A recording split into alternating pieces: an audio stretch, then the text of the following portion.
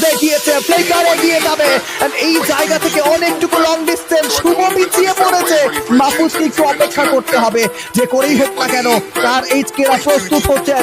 Red Hawks Bangladesh topper, Bangladesh topper নাকি red Hawks, এবার ব্যাটেলটা হবে নাকি সেটার অপেক্ষায় আছি আমরা। মেহেদী প্রাইম এবার তিনিও এগিয়ে আসছেন, অনেকটুকু দূরেই ছিলেন, বাট গুটি গুটি পায়ে দলের কাছে ফিরে এসেছে।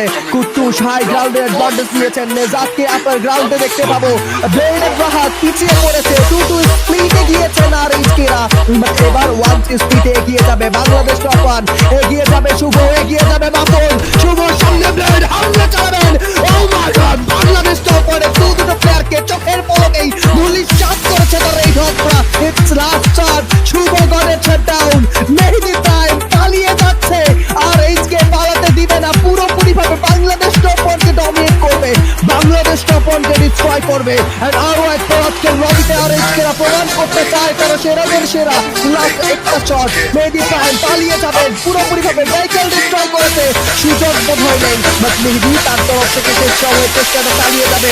আর এইচকের পুরো দল মিলে এগিয়ে যাচ্ছে, আর এইচকের কনফিডেন্স চোখের পলকেই যেন পুরোপুরি ভাবে ধূলিসাৎ করেছে। ধ্বংসের কালো ছায়ায় একদম পুরোপুরি ভাবে ইচ্ছে গিয়েছে দ্য বাংলাদেশ টপারের সাপোর্টার্স সার্ভাইভার্সরা। মেহেদী প্রাইম এগিয়ে যাবে, ব্লেড ব্লেড ব্লেড